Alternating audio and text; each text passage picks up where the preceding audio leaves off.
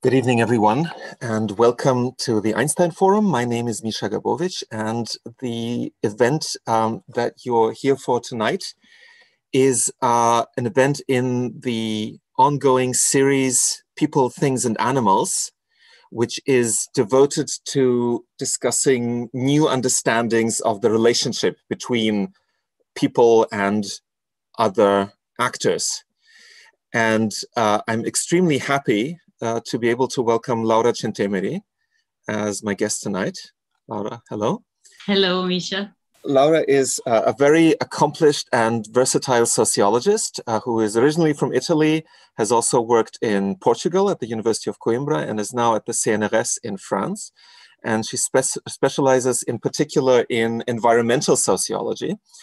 And full disclosure, Laura and I, along with two other colleagues, have actually been working on two papers together for quite some time. But before that collaboration started, I read with great enthusiasm the book that we're going to discuss tonight, a wonderful little book about the permaculture movement. And in fact, reading that book was one of the things that made me think that we really need to organize something like this series. Because I think it's an extremely interesting look at a movement which at first glance might appear like something a little strange and exotic, people getting together to engage in a particular form of gardening, and maybe upon a second look might look like some implementation of the idea of sustainable development. But actually, it's much more than this, and the way that she analyzes it, I think, can give us lots of impulses for understanding not just environmental movements, not just social movements in general, but really fundamental questions about how we as humans can live together with each other, but also with our natural environment, not just in the abstract, but in every specific place in which we find ourselves. So I will stop here because I don't want to take too much time from our discussion. Laura, the floor is yours. Yes, thank you very much, Misha, for inviting me tonight to speak about my work on environmental activism and the permaculture movement. And it's really a great honor. So I'm looking forward to your question in our discussion. So we have agreed that you can interrupt me, and so to have a more lively presentation. So I have decided to start with some pictures. So these are pictures by the Italian photographer Luca Quagliato. And Luca has started in 2016 together with the journalist Roberto Maggioni, a project called The Soil Underneath, so La Terra di Sotto in Italian. And La Terra di Sotto is a project of photographic mapping of the polluted areas of Lombardy. So Lombardy is a region of northern Italy, you see in the picture. And this region is among the most polluted regions in Europe, with over 900 contaminated sites.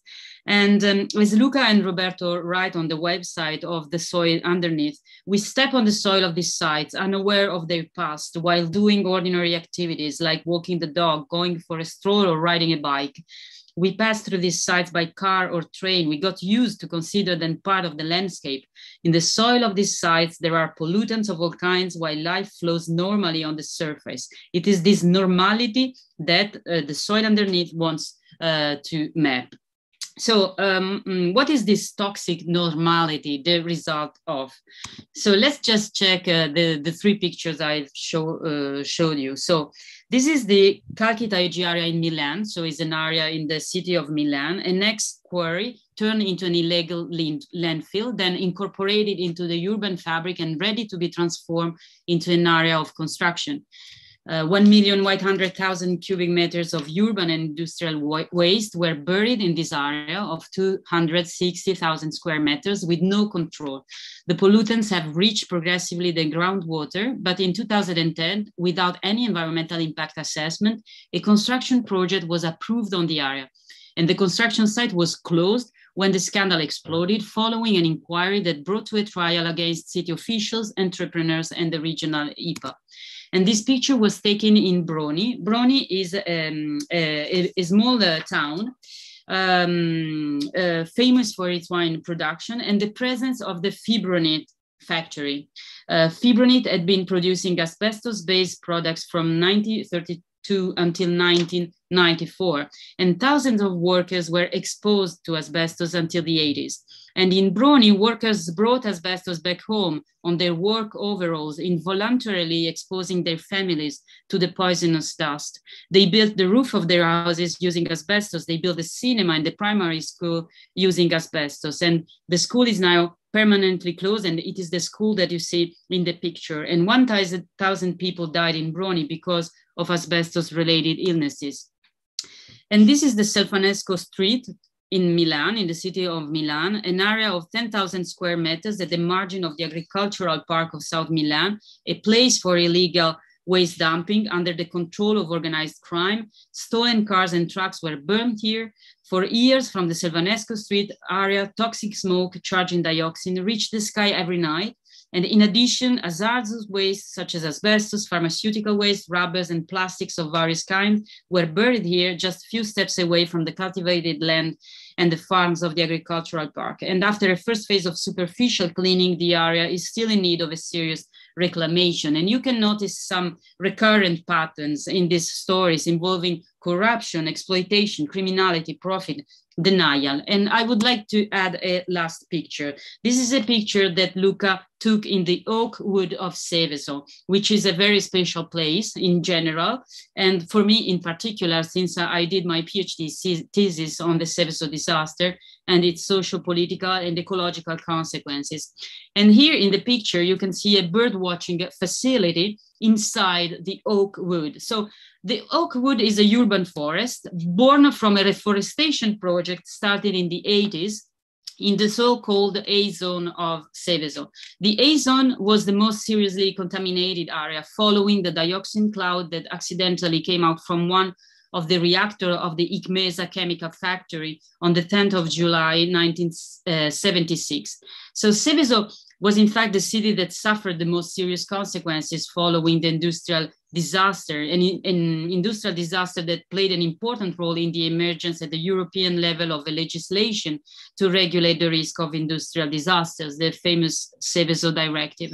And so where the oak wood stands today, there were once houses, a part of the city that has been destroyed, and the contaminated waste produced during the contamination procedures were buried into two special landfills together with the animals that have been suppressed as preventive measure. And these landfills are beneath the oak wood, and they are more or less regularly checked, and they are still there with their toxic heritage. So another example of a quite strange normality, in this case, a quite strange natural place that the project, the soil underneath, tries to grasp.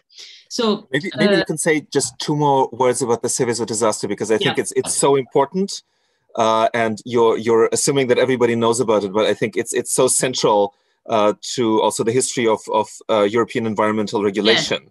Yes, that maybe it's worth saying a few more words about it. Yes, I mean, the Seveso disaster is really the first big chemical accident that happened in Europe. So at the time, as you were mentioning, the European community has not environmental agenda. In 76, I mean, environmental issues were not taken into account at the European level.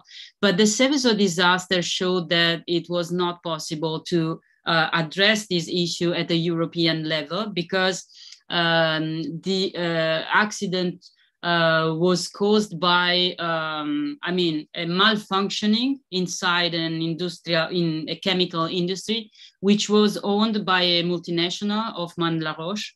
And the malfunctioning was clearly related to underinvestment in the security of the facilities, because Italy has a low level of controls on industry at that time. So there was a sort of dumping at the European level, in which dirty productions were moved to Italy and other countries with less constraining regulation. So it was clear that it was necessary to address the problem as well of, the industrial secrecy on what was produced inside the chemical factories, because at the time chemical factories were not meant to communicate what they were producing. So, and let's say that it was the first case of massive spill of dioxin on inhabited areas. I mean, previous accident involving dioxin concerned exclusively workers. And it was the first, let's say, global showed disaster, because it was widely communicated on TV screens and journals, and the images were like the images of the nuclear apocalypse, because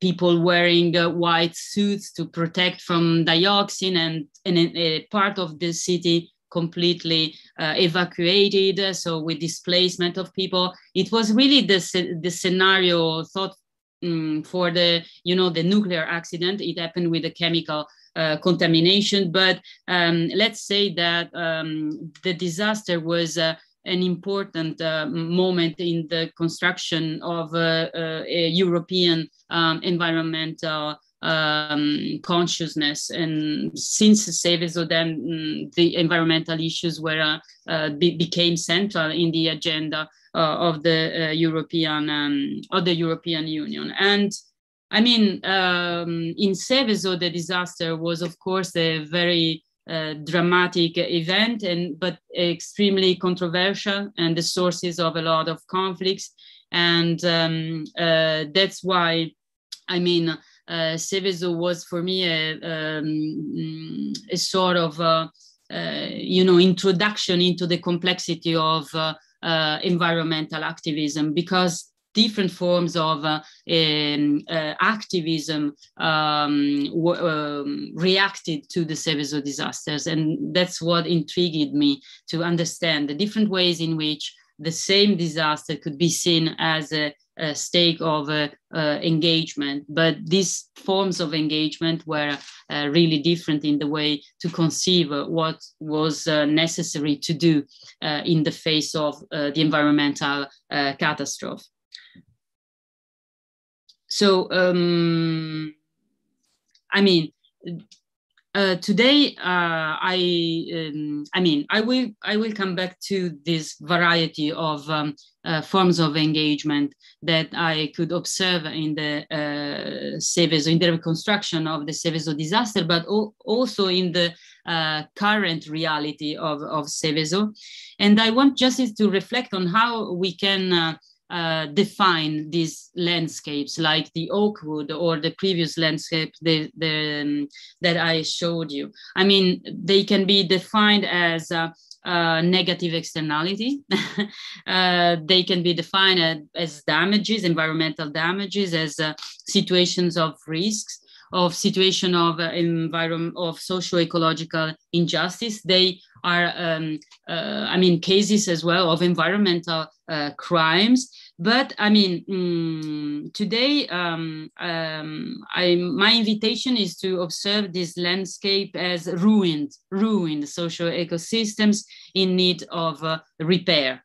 And ruined socio-ecosystems are socio-ecological systems that have lost their diversity in terms of populations, functions, interdependencies that are off balance, that have been exposed to contaminations and that are at risk of breakdown. So their ruination has been actively caused by man-made transformations that have provided the exchange or value extraction. So in ruined socio-ecological systems, while some species thrive, others strive to survive. And ruined socio-ecosystems are the soil in which inequalities of all sorts grow. And what ruination leaves are ecologies of remains.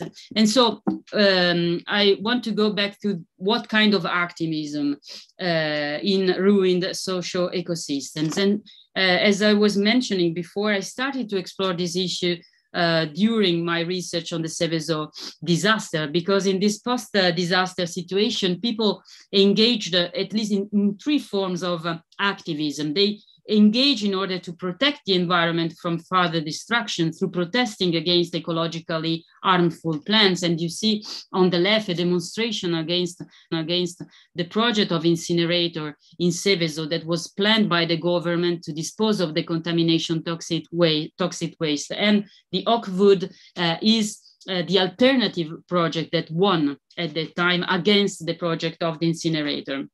But people also engage in denouncing responsibilities for what happened and asking for reparation in the judicial sense. I mean, the conviction of the guilty, the monetary compensations, ecological restoration, symbolic reparation. And people also engage in everyday practical repairing, intended as the activity of trying to repair socio-ecological relations through ordinary practices of taking care of people, things, places, animals, plants, etc. So in what terms this direct action of taking care of a specific environment is a form of engagement? In Seveso, I met this group of activists of the NGO Legambiente, who since the 90s have been supporting in Seveso the idea that through practices of taking care of a damaged environment, it is possible to express a form of non-confrontational critique, still a somehow radical critique. So repairing is intended by these activists as an opportunity to reflexively change the way to inhabit an environment. So to change the way to inhabit an environment means to change in everyday activities the ways in which we value and we evaluate things, beings, situations, activities, because I mean, these ways we have to value and evaluate give rise to regular patterns, to habitus that have an impact on ecologies. So these activists considered that a reflexive revision of how people define and attribute value to beings, things, environments, activities, etc., is a key dimension in the process of reinhabiting after the catastrophe, because they concretely were confronted with let's say the goal of being able to reinhabit the place of a catastrophe. And the way they found was to engage in repairing, in practical repairing. So maintaining and taking care of, for example, natural spaces.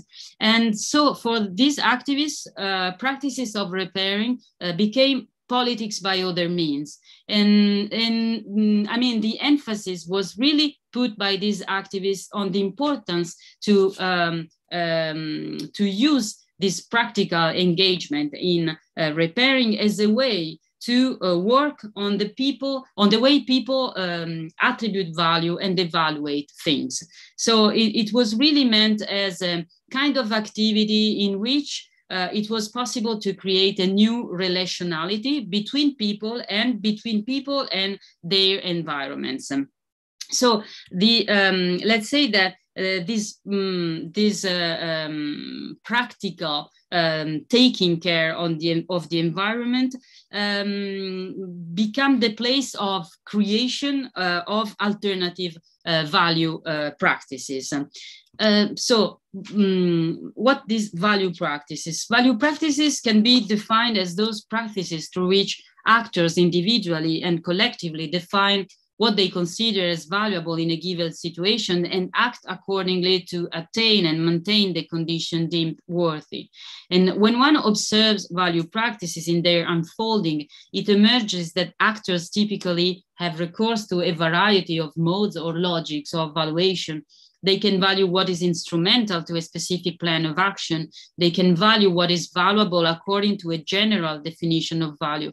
For example, they can value something because it is recyclable, because it is fashionable, because it is a civic duty, because it is technically efficient, because it is traditional. And then they can value something because of their intimate relationship to it, or because of its singular qualities tested in an experiential way. So we can speak of the existence as well of dominant value practices, that is, those value practices that are socially encouraged, routinized and stabilized through institutional investments. And these dominant value practices rest on shared legitimate value arguments and shared socio-technical imaginaries. That is a vision of the good society and the place that science and technology have in this vision of the good society. So maybe, Laura, maybe I can interrupt you again very briefly. I mean, I think this is a point that's very important to stress, because some of the discussions that we've had in the past at the Einstein Forum make sort of a very simple distinction between self-interested behavior and altruistic behavior. But I think it's important to stress that your approach is actually much more sophisticated than that.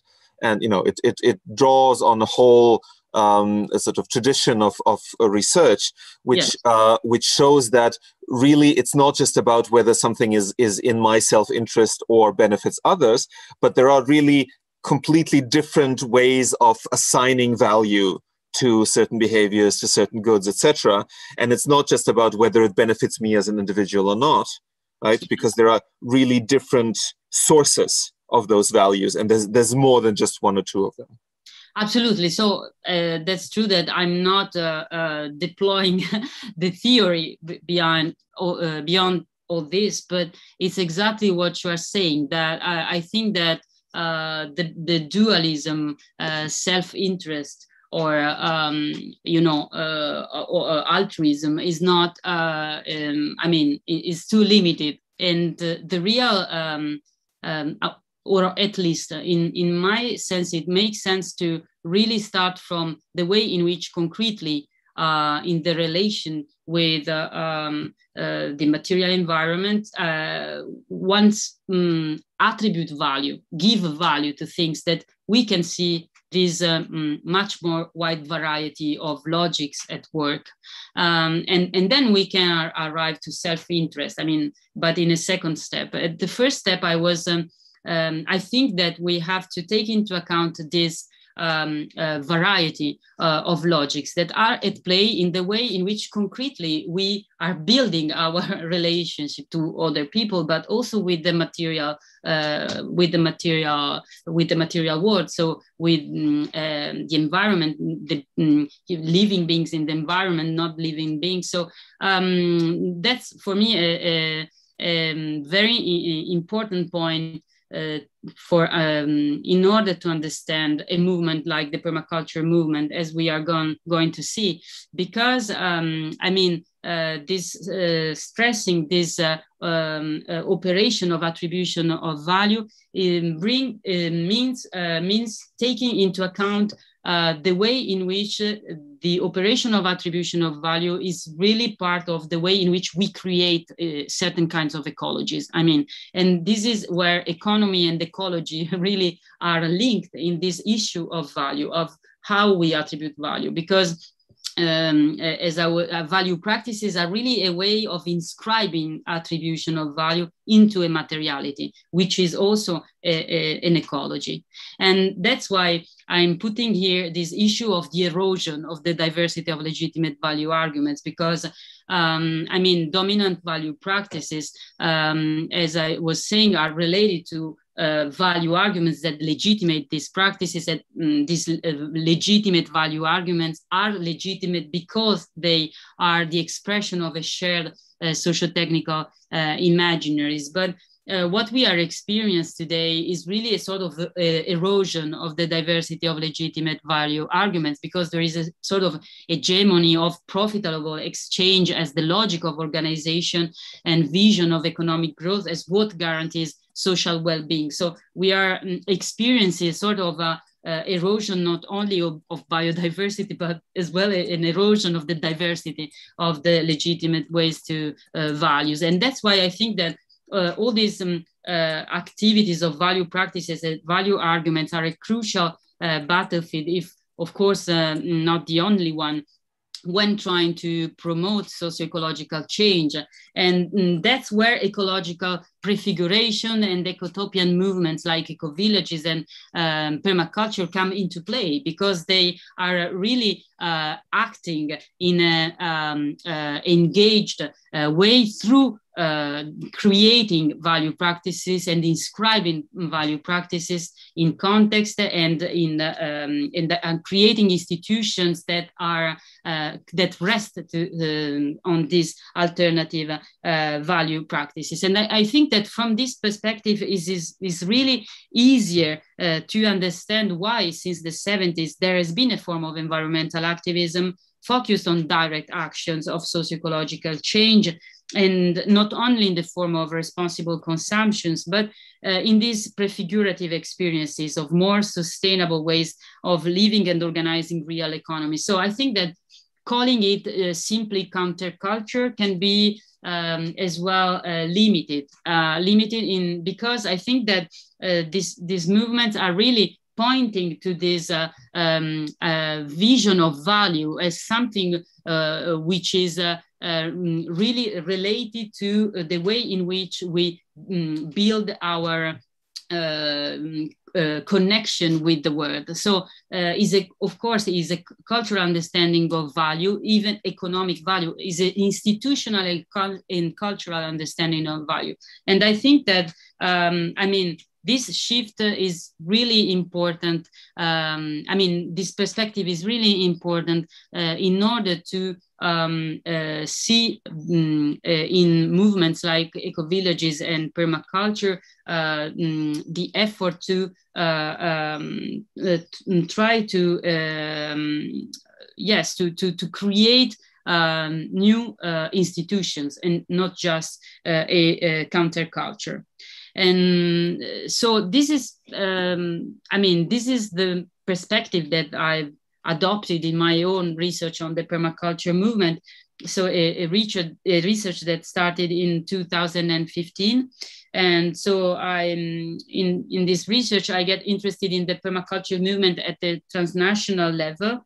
But then I focused on the permaculture movement in the Italian context because, my research revolves around the varieties of environmentalism in the Italian context and their change over time. So permaculture is a term that derives from the contraction of culture and permanent. At the beginning, it was agriculture, permanent agriculture, and then became permanent culture because, the issue was clearly not simply agriculture. And let's say that the decisions about agriculture are always decisions about the kind of culture and the kind of society we want. So permaculture comes from permanent and culture, and the concept and the movement comes from Australia, and specifically from Tasmania, and was developed during the 70s by Bill Mollison, an eclectic biogeographer and ecologist, and David Olgram, a student in environmental design at Hobart University. And in Australia, as elsewhere, the 70s were years of environmental struggles and countercultural movements, including the highly composite movement that has been defined as back to the land movement. And so permaculture was conceived at the beginning as a support tool to facilitate these returns to the land. So to allow people with very little familiarity with agricultural practice to settle in rural areas and to develop subsistence economies based on agriculture. And that is why permaculture is often considered as a type of agriculture, as a type of agroecology. But permaculture is not a set of techniques for doing agriculture. Permaculture is a method to design the organization of human activities, so food production, health, education, housing, in a world of energy decrease, in such a way as to promote the transition to a sustainable metabolic pattern of our societies. As a design method, permaculture consists in assembling conceptual, material, and strategic components in a pattern which functions to benefit life in all its forms. This is the definition that Bill Mollison gave of the permaculture design. And so in permaculture, human activities are seen as generating socio-ecological systems that should be designed in a permacultural way. And so permaculture is a form of design activism that promotes an understanding of design as ordinary human activity. And the the permaculture movement can be considered as sort of popular education movement meant to empower people through making them conscious of their power as designers. And for example, the transition towns movement is based on the permaculture method applied to the urban space.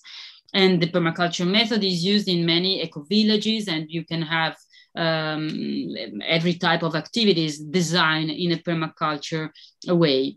Of course, Laura, maybe we need to say a few words about what exactly is meant by design, because people who are completely unfamiliar with the idea of permaculture might be getting lost here. So it's not design in the sort of PR design meaning, but it's really designing one's own habitat and the local environment in which one finds itself. Yes, I mean, permaculture really comes from a tradition of engagement of design as a form of activism in front of the ecological crisis. This is a long story of environmental design or eco-design.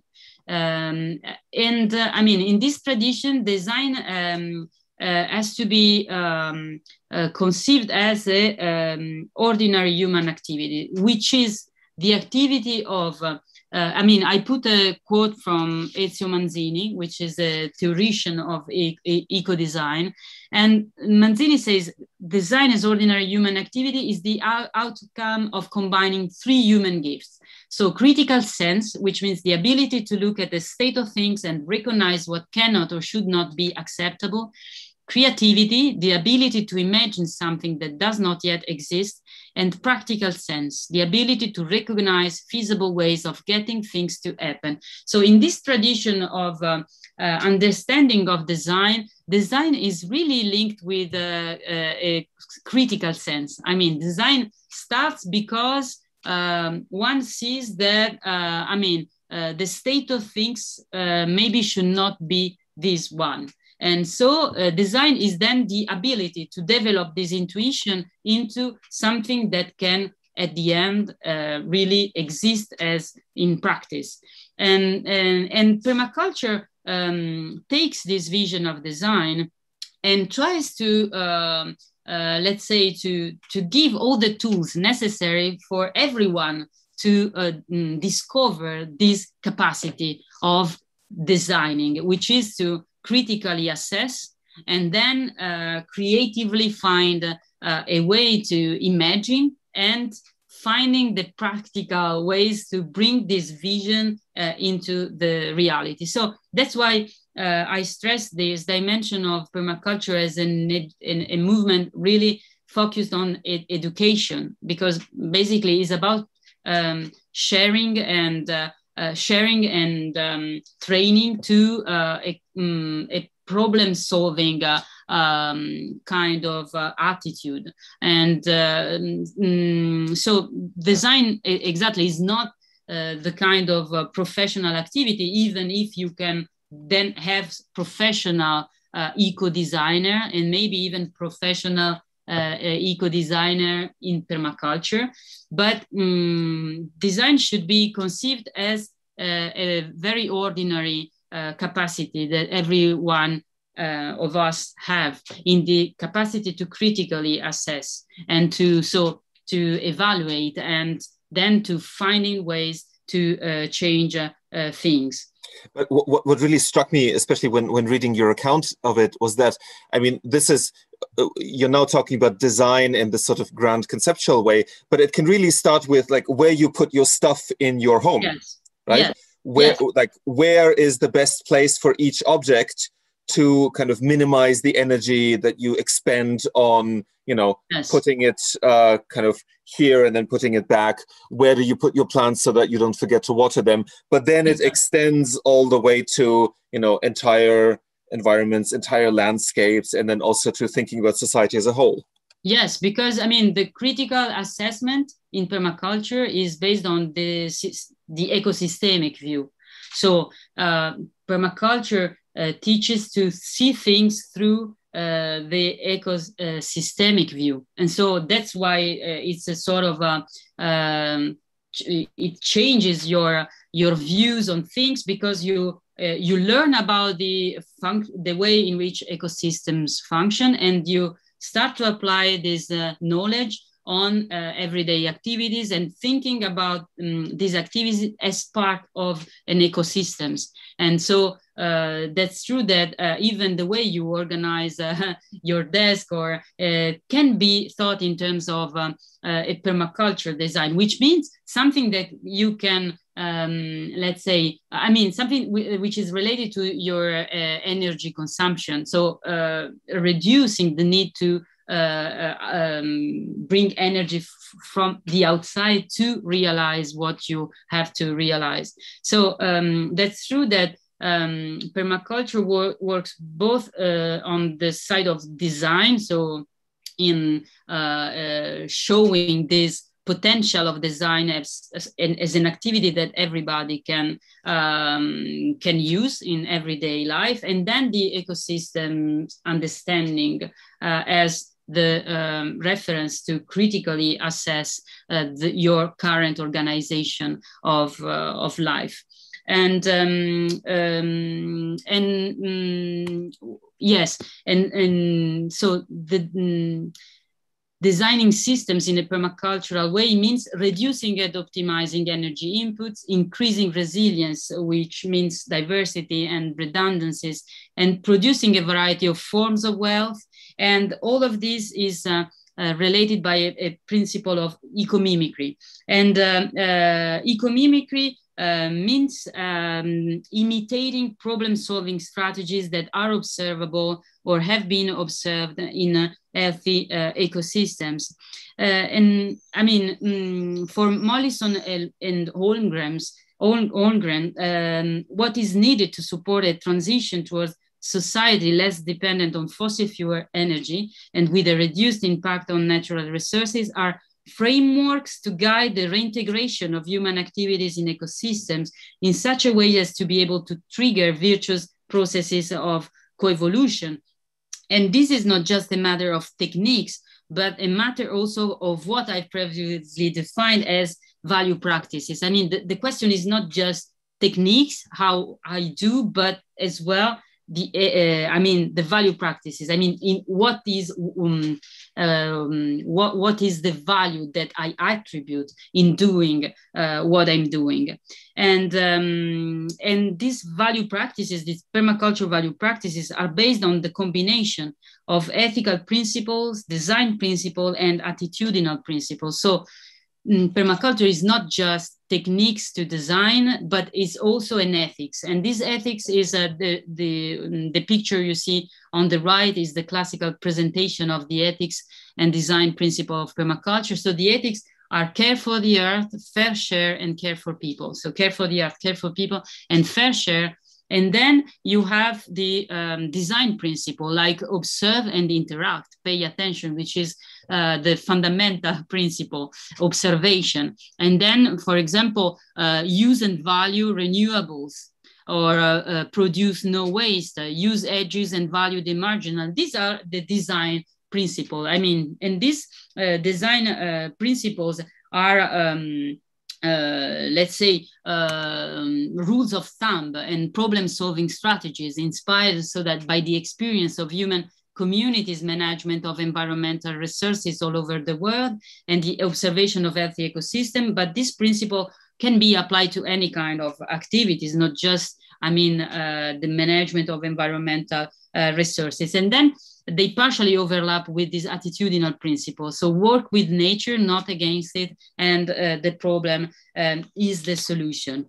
And so, but the technical solution have to be a way to comply with the ethical views of earth care, people care, and fair share. So there is a very crucial role played by care in permaculture, and there are now discussion about changing fair share in terms of future care in order to have really ethical principles all decline in terms of care.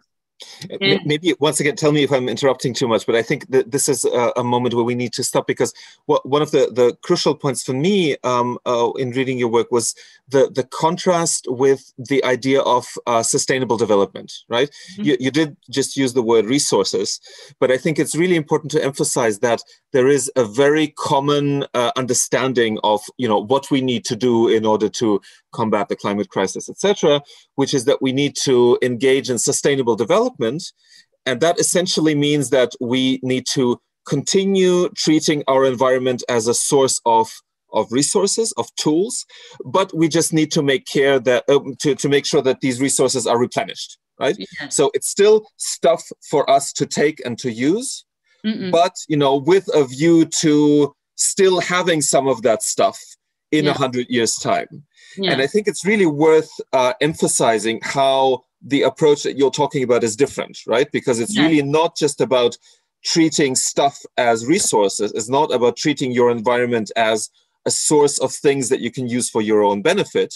It's about approaching it with, you know, this perspective of care and seeing yourself as an integral part of the ecosystem that everything around you is also part of. Yes. I mean, that's the point of saying that permaculture is not just a technique. I mean, it's not a technical solution. It's really a different way. Is really a new way of see things from the perspective of the human being as really part of an ecosystem, which is also a community. It's not just an ecosystem, and is really the idea of this idea of reintegrating human activities in ecosystem is like becoming part again of a community, more than human community, and care is really the guiding principle for this reintegration. And of course, this implies changing the way in which we define our needs and the way in which we provide for our needs. But it's not just changing the way to provide for our needs, it's also changing our needs, because that's why permaculture implies also a work on yourself.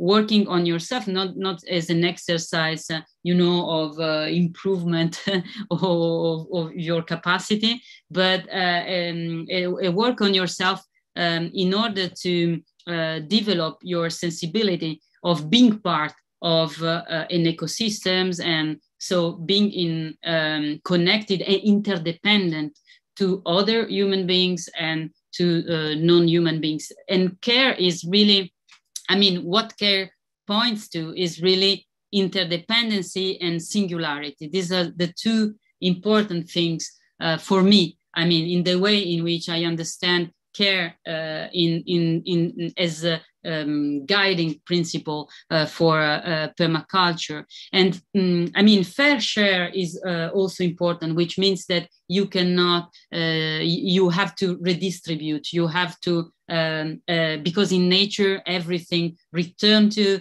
a cycle, so you cannot just, grow your own asset indefinitely. That's why, for example, in permacultural terms, in non-limited economic growth is completely ecologically nonsense, because nothing can grow indefinitely. And so, but care is really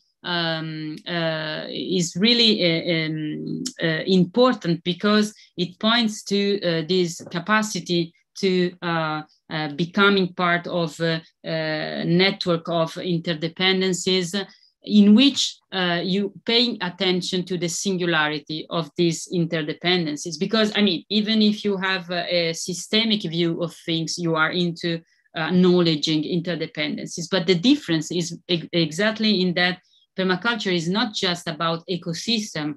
It is really about place of living. An ecosystem is always a place in which you live. You are part of it. You cannot put yourself outside and designing as if you were outside. You are always inside, and you are part of the design. And that's why I put that. I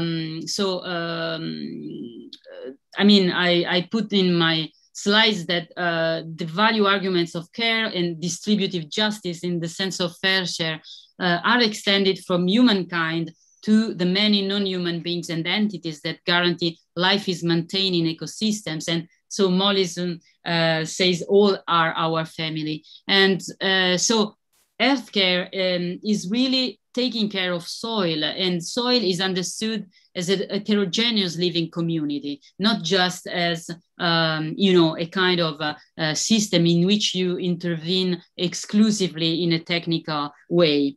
And that's why I'm putting here that care can be seen in this frame as a way of engaging with human but also non-human beings, centered on paying attention to the conditions of interdependency. And caring means engaging in a situation of action with the aim of sustaining and maintaining these relations of interdependency in a way which is attentive to their singularity and the singularity of the beings involved and their well-being. And this dimension of singularity is really important, because this means that you include in your way of taking care attribution of value that are really rooted in your personal experience of this place, of this relation of interdependence. I mean, that's where, I mean, in permaculture, your experience and the experience of a specific place, of a specific environment, is really important in order to make the interdependence something which is singular to their specific context of action. And that also means that you can't come up with a list of rules or best practices that could be applied everywhere.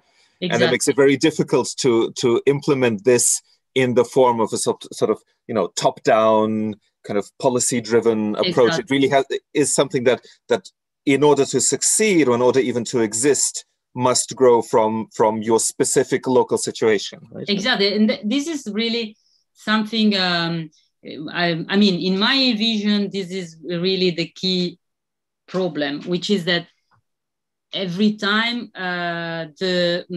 when I present permaculture, etc., the point is scaling up. I mean, how these initiatives, how these experiments can be scaled up, and the vision is not that of scaling, because I mean, scaling means formalizing something as a best practice, as a series of rules to follow. And the rule in permaculture is the rule of it matters. I mean, should I do this or should I do that? I mean, it depends. It depends. So the question is that there is no general rule.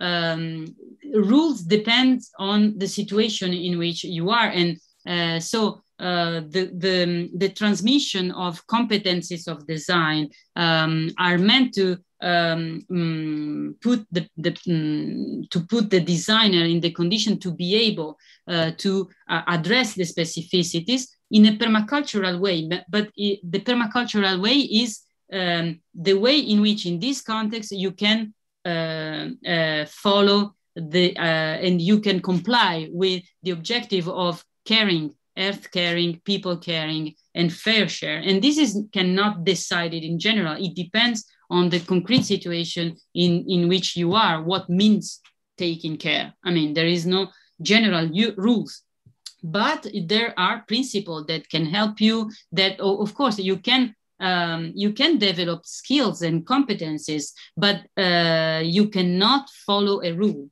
And so that's why permaculture stresses the competencies, the development of the capacities, and not, following rules. And so I wanted to give an example of this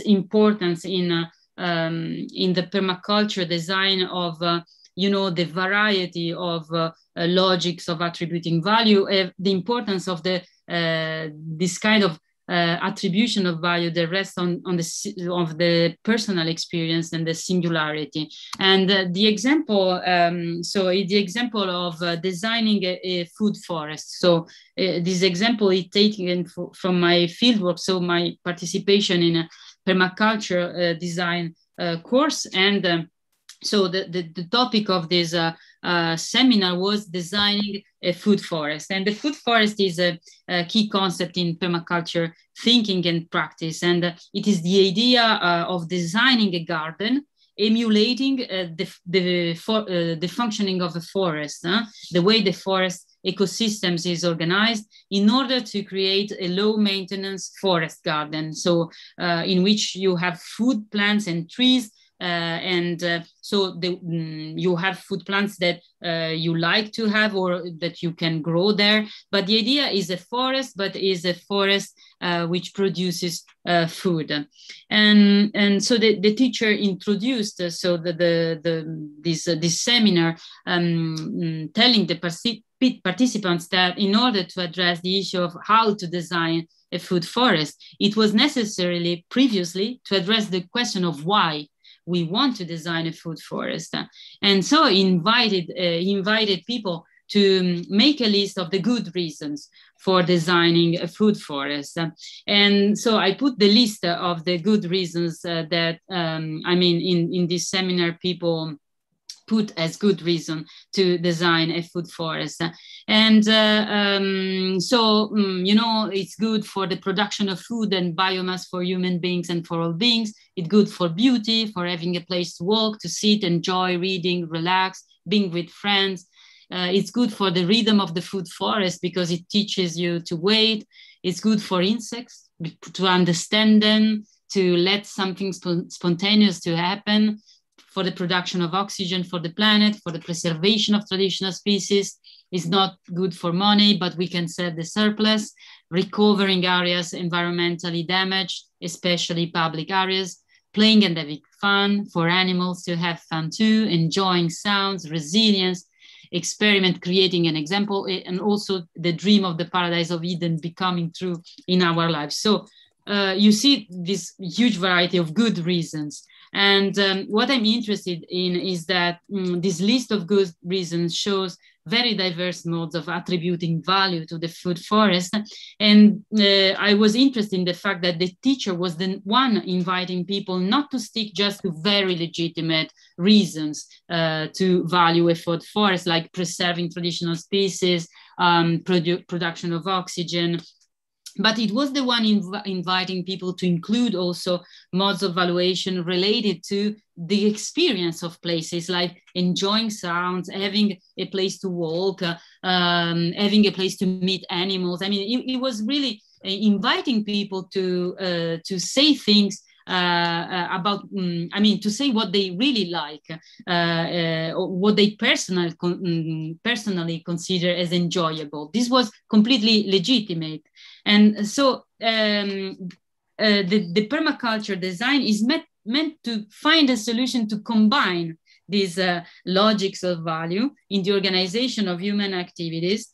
This variety is part of sustainability. This variety of logics of value is one of the sources of the permanent design, because you are really into taking into account different types of interdependencies, because of course you are also taking into account scientific knowledge in judging about the goodness of the food forest. And permaculture is really about being able to move between the different way of attribution of value, which are also different ways to know things, and so different kinds of knowledge.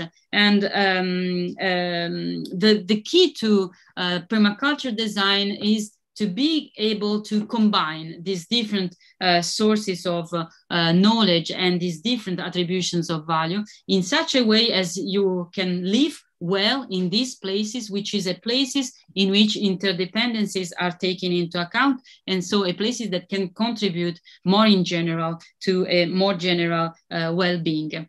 But so permaculture is an art of reinhabiting, is an art because exactly it's not simply a technique, it's not separated from a way of life, a vision, an ethic, and work is always a form of creation and co-creation with other human beings and non-human beings. And it is an art which is meant to repair socio-ecological system. In this reintegration of human being into ecosystem, there's something about repairing socio-ecological systems. And so is an art that helps people reinhabiting ecological systems. And reinhabiting means living in a place and becoming an actor of its social, economic, ecological, and even political specific fabric, and acting to take care of it and contributing to change things through caring. And so reinhabiting and repairing do not imply to restore, I mean to remake things the way they were before. It means recreating the capacity for autonomous development, regenerating commons and commoning practices. And this capacity of autonomy is really important, but autonomy is not to be intended as self-sufficiently, as cut yourself out. Autonomous development is something which implies also solidarity, a co-responsibility. When I was saying that in considering interdependencies, for example, scientific knowledge can be useful to understand interdependencies that cannot be understood directly through our senses, to our experience.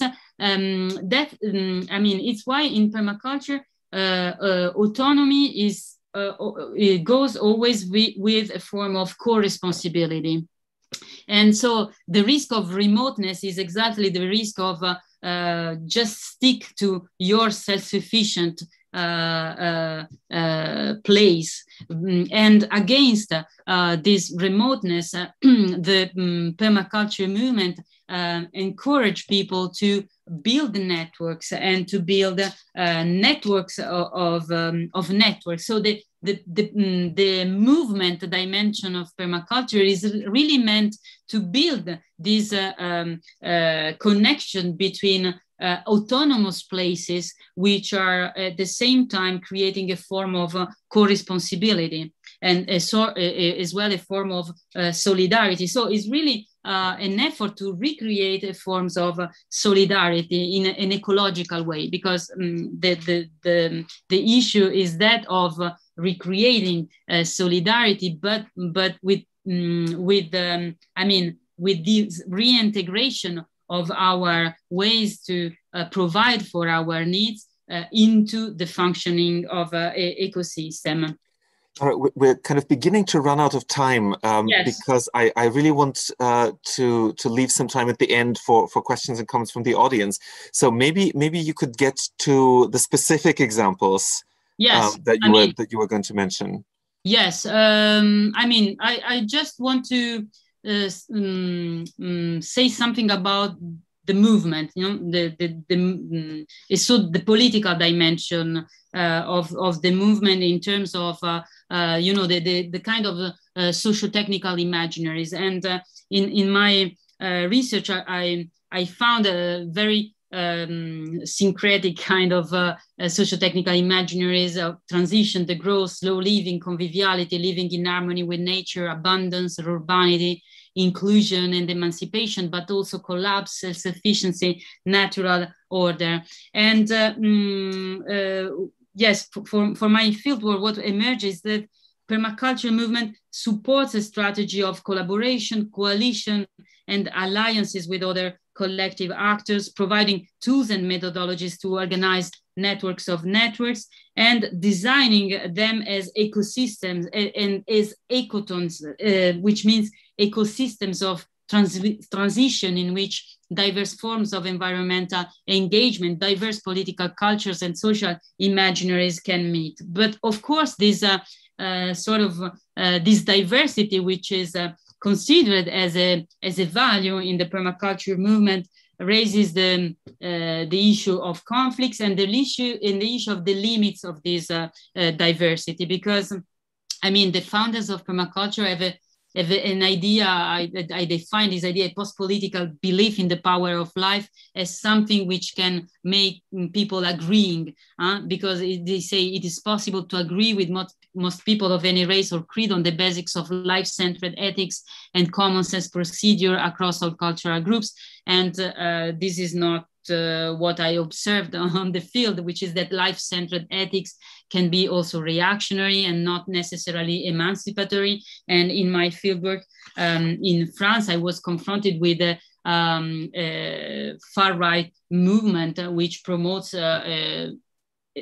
I mean, a sort of understanding of permaculture. I mean, it promotes permaculture, but it's not really permaculture. But at the same time, the techniques are the same techniques as permaculture. And so I was confronted with a very complex scenario in which, I mean, this post-political vision of agreeing on the basic idea of life-centered ethics is really too simplistic.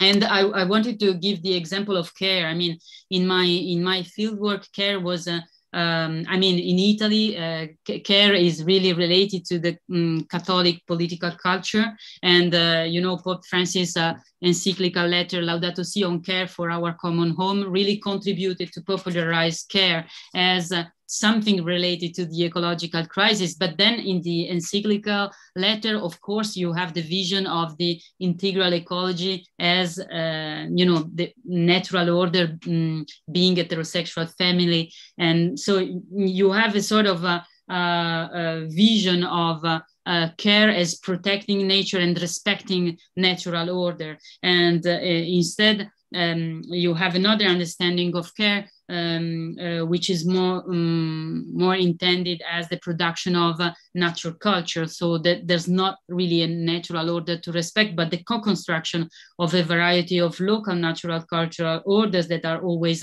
in evolution, and understanding of care which comes from ecofeminism. But I mean, the issue is that really I grew convinced that permaculture really tries to overcome the dichotomies that have been structuring our modern culture through reclaiming reason as the exercise of a practical art of reinhabiting.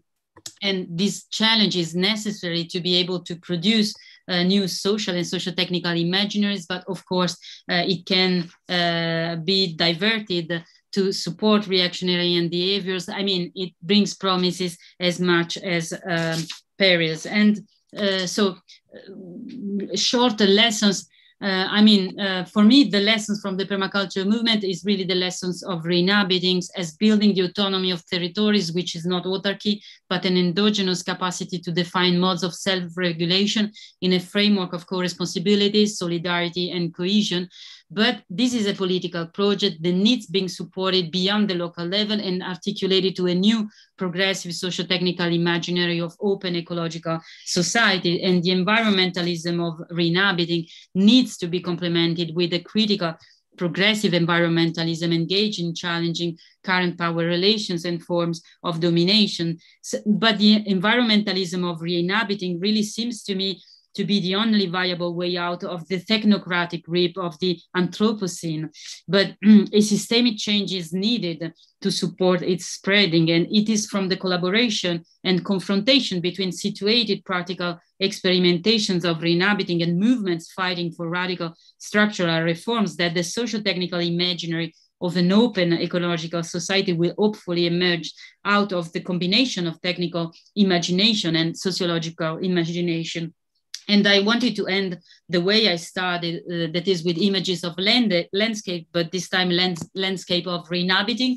And so presenting you some of the projects I have met during my fieldwork. And this is the project Saia in Paternò in Sicily. And Paternò is a city known in the world for the quality of the red oranges.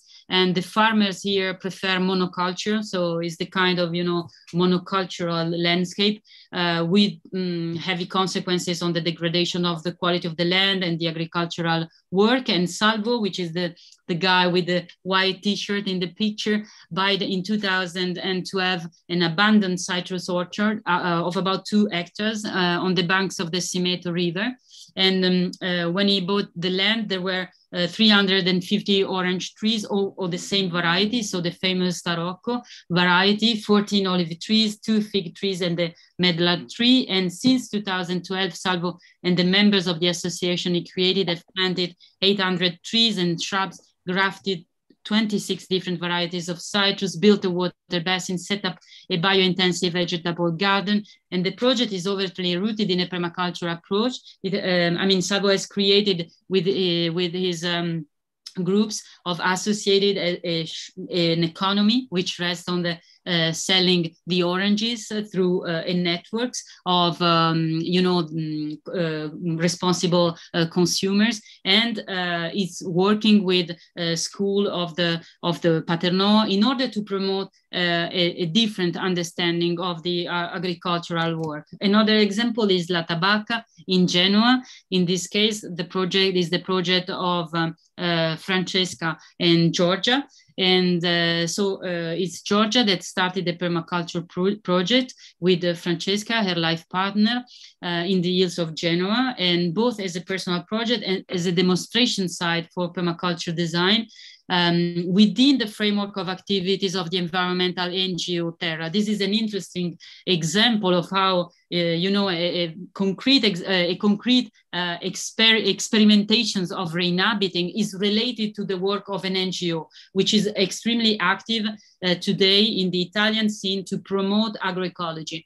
And so La Tabacca was an old half-ruined country house without a connection to the power grid or water supply network, and surrounded by 7 hectares of formerly terraced land, then abandoned. And Francesca and Georgia are working together, and you see the houses which is being restored, and the idea is to create a model to show a wider public and institution a sustainable path for the recovery of the abandoned rural properties that abound in this region, because in Italy we have a serious problem of abandoned rural areas. And so rural areas are abandoned, and the agriculture is abandoned, and so landscape are ruining literally. And another example is La Scoscesa, which is an example of one of these landscape ruining, because this is 9 terraced acres threatened by erosion, totally uphill and unsuitable for mechanized agriculture. And these 9 terraced acres have become a permaculture project thanks to the initiative of Lorenzo, which is the founder of La Scoscesa. And in the first picture on the top, you see the terrace dedicated to garlic. And Lorenzo wrote on Facebook, on his page Facebook, what is beyond such agriculture? What vision underlies growing food in this way? Can we transfer this way of designing agriculture to other realities? From my point of view, yes. I've never thought of La Scoscesa as a farm in and of itself, but as a node in a network of agricultural projects which speak of food, community, culture, and uniqueness of place. And for example, Lorenzo is highly invested in the activities of the Italian Association of Permaculture. And since he's bilingual, he speaks many languages, is also very active in the connection between the national movement and the transnational movement. And to finish, an example in Milan. So in Milan, there's not just a place of contamination, but this is the example of a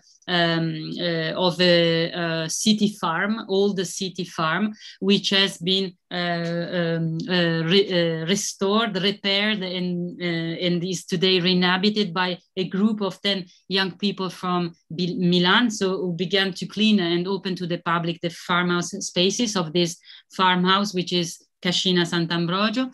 And recently, they got from the Milan City Council the possibility to keep on with their activities for the next 30 years, and for 30 years, and so they are implementing a variety of projects in which, I mean, a social focus is connected with an agroecological and permacultural focus. And this is the end of the presentation.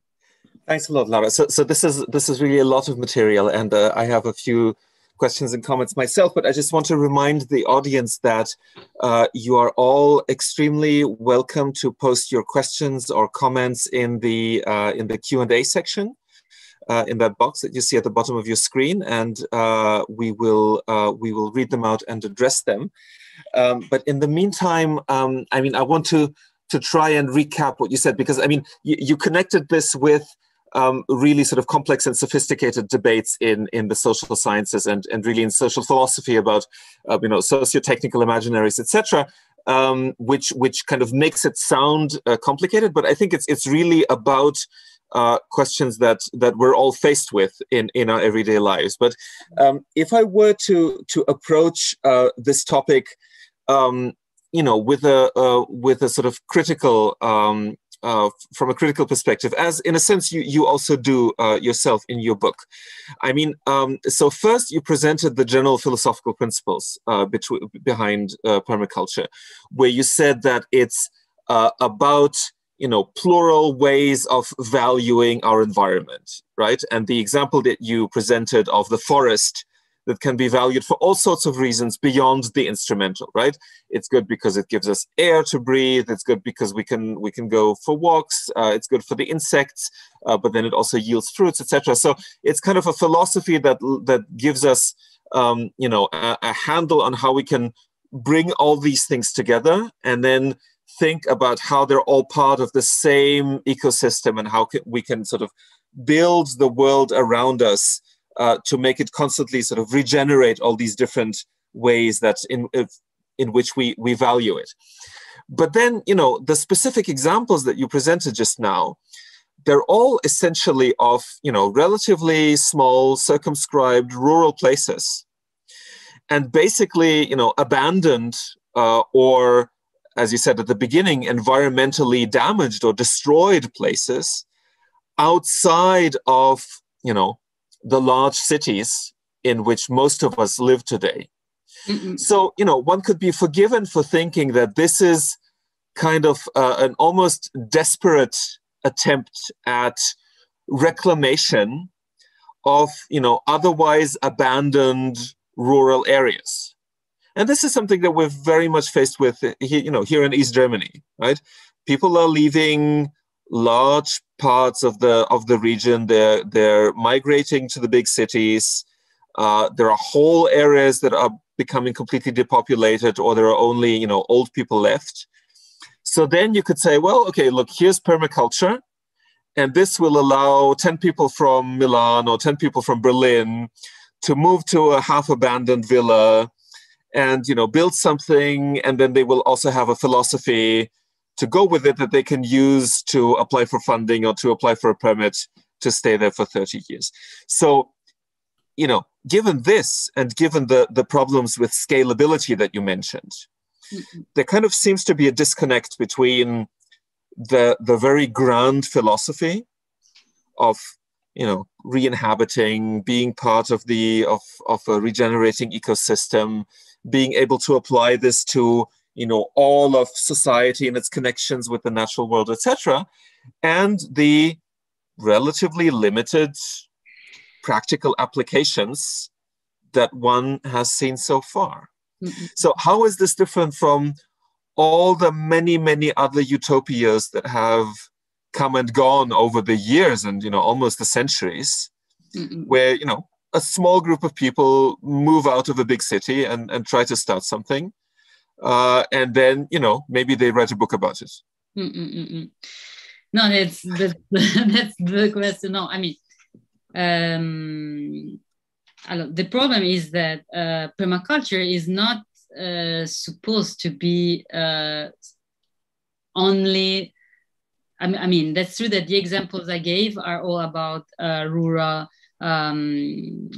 example and agricultural projects, but that's true that permaculture has this ambition to be something that one can implement in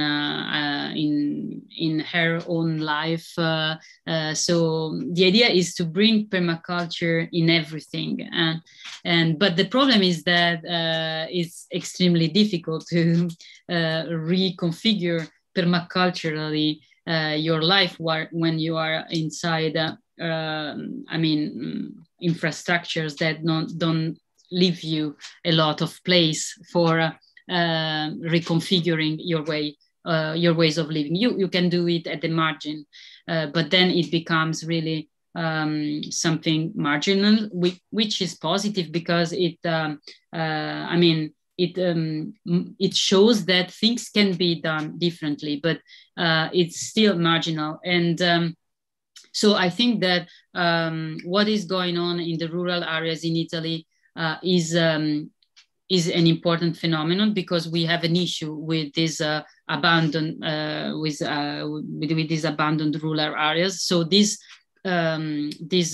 projects are really reactivating dynamics locally that are important to to make it more difficult for growth machines to arrive in rural growth agribusiness machine to arrive in rural areas and impose big projects of monoculture, as we have example in Italy. So they are marginal, but they are doing an important job in changing even mentality, because you can guess that the two women that are doing agriculture, they are also contributing to changing the vision of what is agriculture and how agriculture should be done. But that's true that the urban context is really important, and in the urban context, permaculture has become the transition towns movement. So, which is really, I haven't done research specifically on the transition towns movement. But you need to explain what it is, because not everyone knows about it. Okay, so the transition towns movement is exactly the idea of acting as citizens at the city level to start to find ways to reorganize in the face of the climate change challenge. And so rethink is the idea of a grassroots mobilization to find it's a sort of grassroots urbanism. So suggesting ways in which the city could be reorganized in order to meet challenges like, the end of the fossil fuel era and climate change. And so I've not done research extensively on the transition towns movement. I've read about it, and it's really similar to what I've seen in general with permaculture. I mean, it depends. Sometimes it just, it turns out to be something which has become very localized, and sometimes it's totally integrated into, the kind of green vision of the new urbanism of many cities like Paris or Milan. So the example of the Milanese farmhouse is the example of a project which is living at the margins of the green growth vision of Milan, which is, okay, the city council gave them 30 years to develop their project, but they had to develop their project as entrepreneurs, innovators, into an incubators. So they are totally into, the kind of frame of innovation, not experimentation. They have to be innovative, and so they are completely. They are doing. And they are faithful to what they are really trying to care for people and care for the earth, but they are into this, they are pushed to be young entrepreneurs that are into innovative agriculture. Disruptive, yeah. Yes, and so they have to present projects, the kind of I mean, it all contributes to the new, for example, in the case of Milan, of the new vision of the green Milan, which is highly contestable. I mean, the landscape I've showed you at the beginning showed that Milan is not a green city, and the areas around Milan are extremely polluted, and there's no mobilization really around this issue. So, and to present Milan as a green city is a little bit problematic. But I'm working with a colleague which has studied the Indignados movement in Barcelona, and it's really interesting what I saw in Barcelona, where the permaculture network in Barcelona was really involved in the Indignados movement and in the Plaza de Catalunya occupation. And then the Indignados movement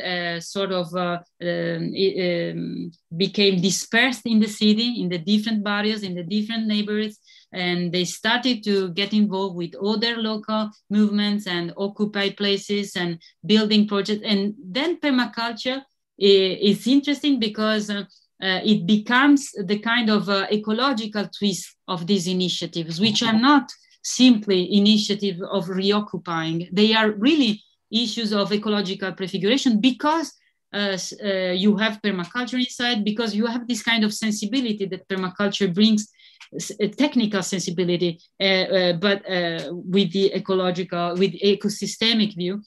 And so I was really interesting to observe that if you have a movement which is a movement which succeeds in federating different kind of movements, but with a strong agenda in terms of a critical agenda, and as well a power of negotiation with the municipality power, because the question is that in Milan, permaculturists are just small groups that have to follow the rules.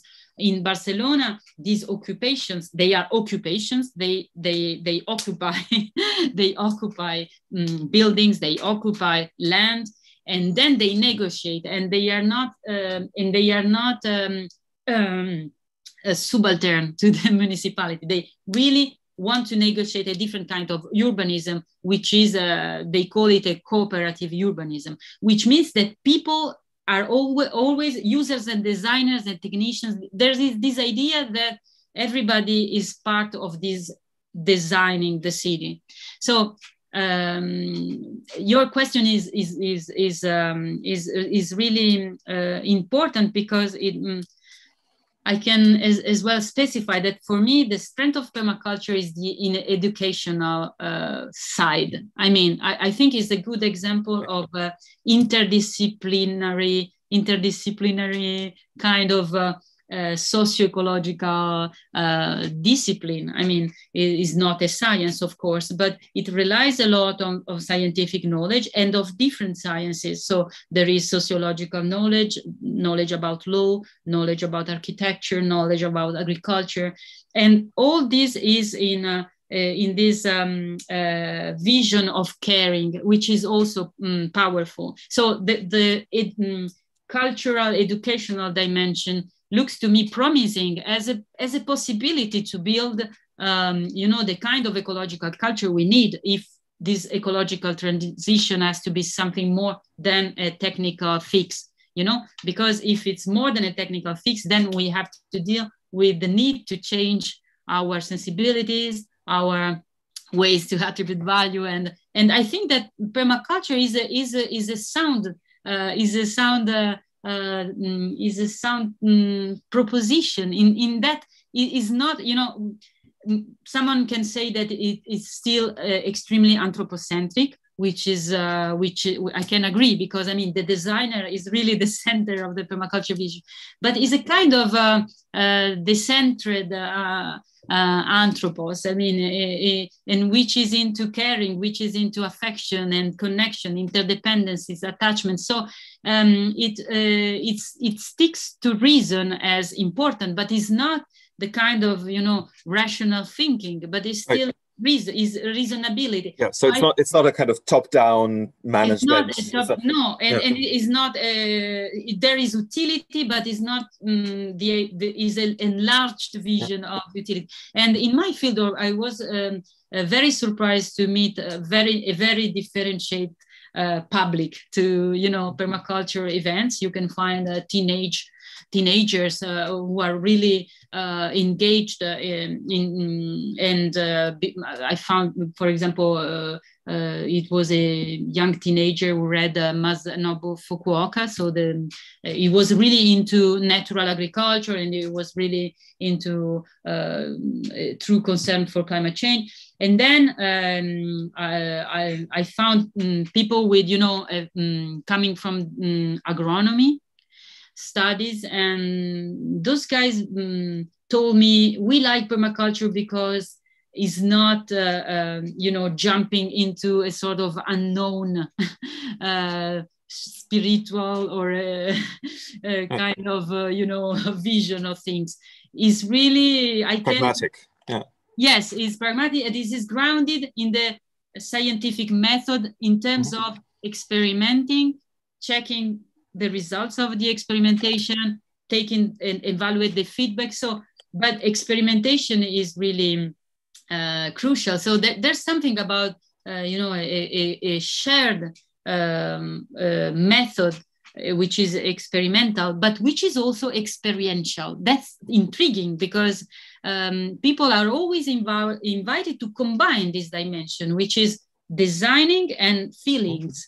Yep. The two are not separating, but the two cannot, one have not to overcome the other. So when I assisted to discussions about projects in permaculture, and sometimes the remarks was, there's too much heart in this, which is a lot of passion, is a lot of feelings, but is not sound what you are doing. Is not reason. There is no business plan, so you are not gonna succeed. Yeah.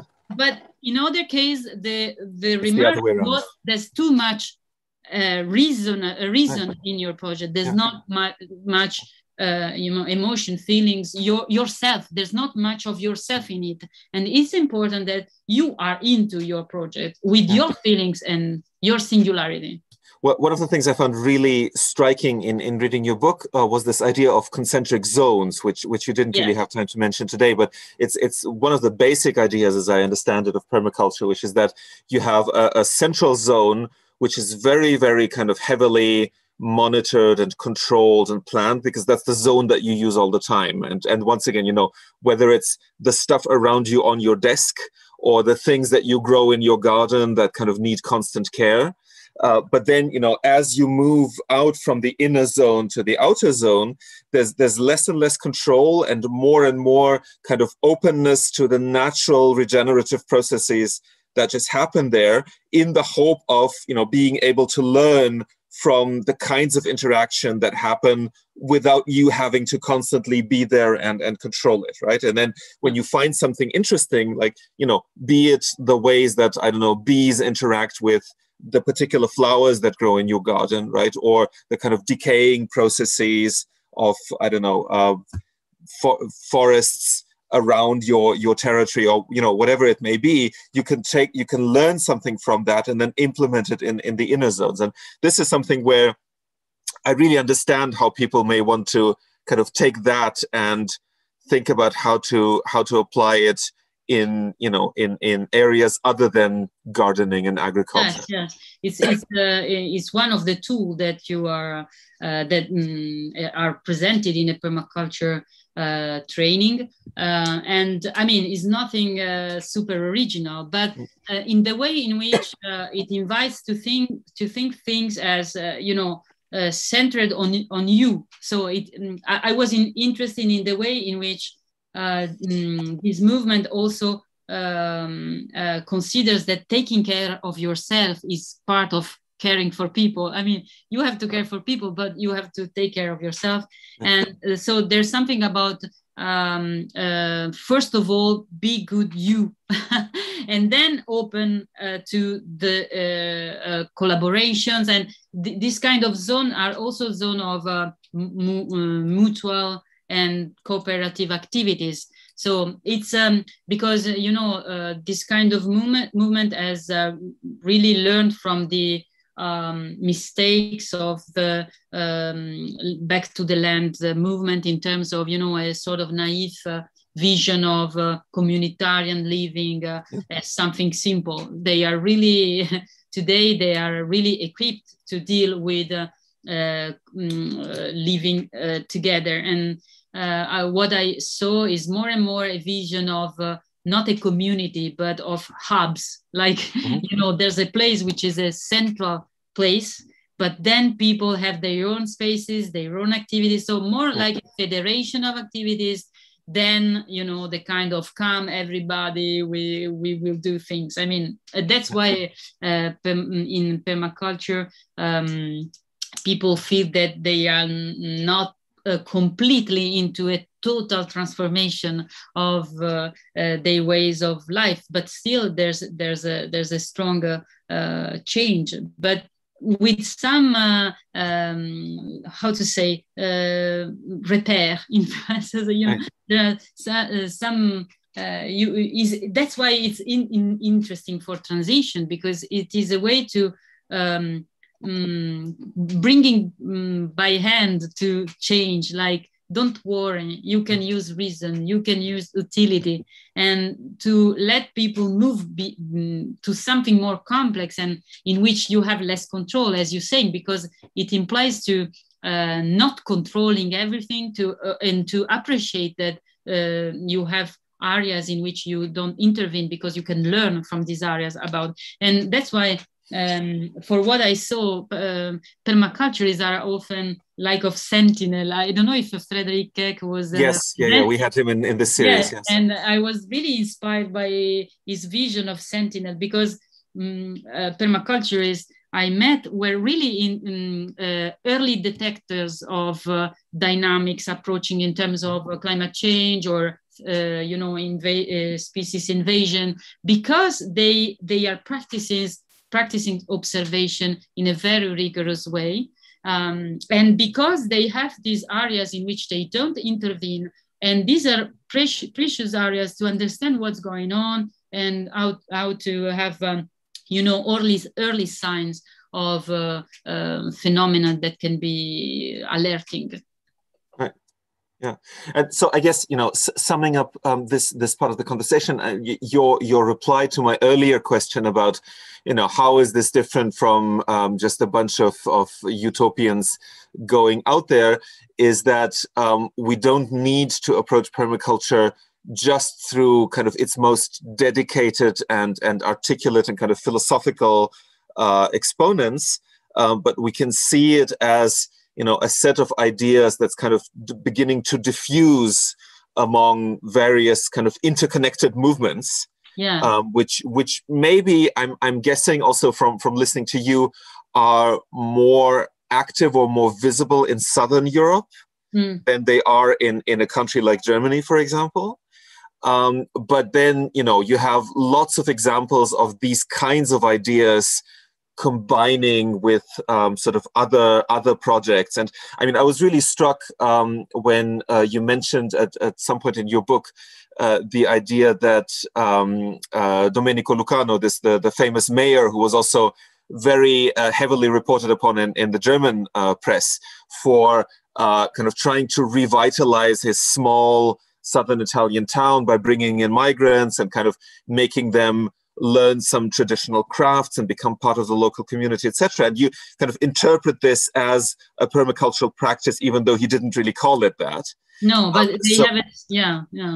So if we kind of widen our lens, then we manage to see all sorts of really interesting developments and experiments that could be subsumed under this title of permaculture without really being kind of explicit examples of someone trying to implement that particular approach. So this is I think that this is my view. I think that the aim of permaculture is to become something which is unnecessary to call permaculture.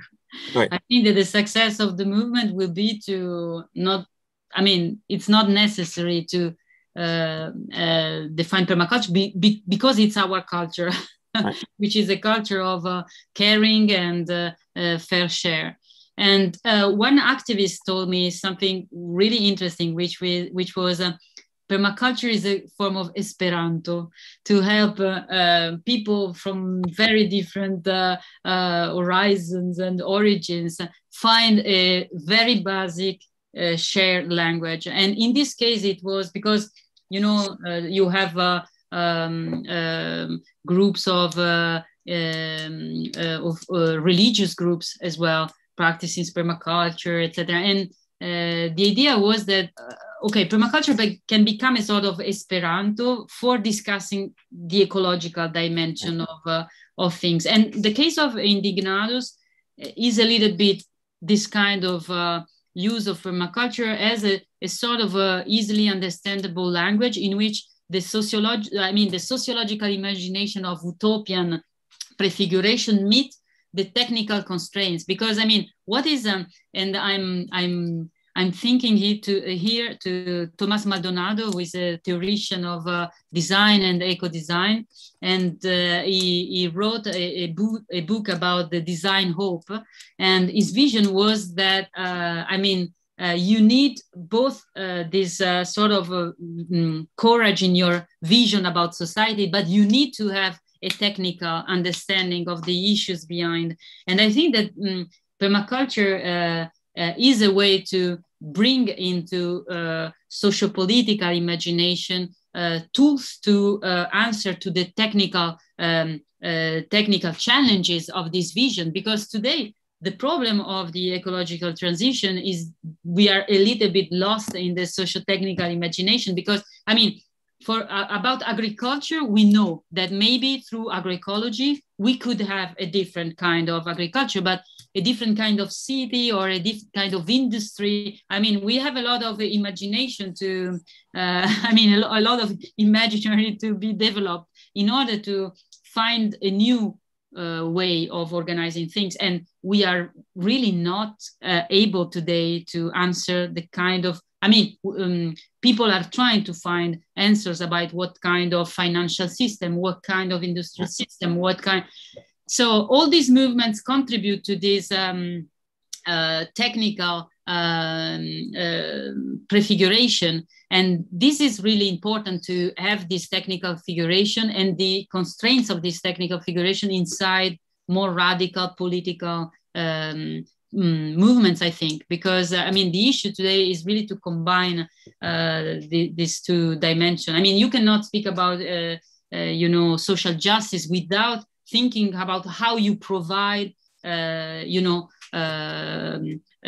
how you provide for the needs of people in a sustainable way. So, and then the let's say the dimension that permaculture makes clearly visible is that there is always this dimension of desirability. I mean, human being is a living being that can desire very different things, as we have seen with the food forest. So desirability is the kind of element in the systems that can completely make your provision not be followed, because the twist in desirability is powerful. So that's why, of course, it's not all about desirability, but this is a very important dimension in all these scenarios that we make about the future.